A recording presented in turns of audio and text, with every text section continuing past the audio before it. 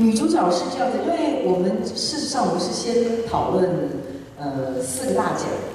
那讨论完之后我就开始就开始讨论比较大的奖项，到了女主角这边就卡住了，因为女主角这边大家的意见一直相持不下，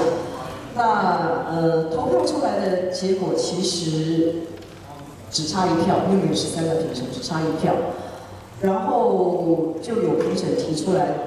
因为一个是短片，一个是长片，大家对于短片跟长片这个的表演的难度争执了很久，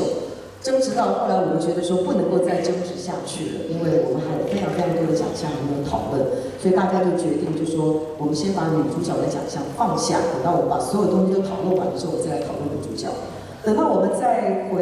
不对。是在我们后来争执到后来，就有评审提出来，就说他希望可以并列。那并列这件事情，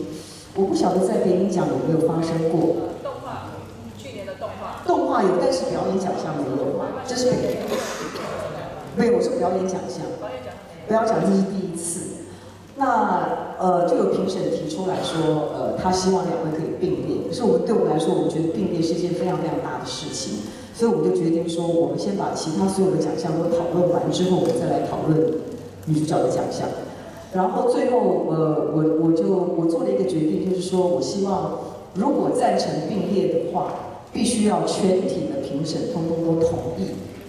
就是我们必须要有13票通过同意。并列，我们才可以讨论并列这个提议。后来又经过了一番讨论之后，我们投票13位评审通通同意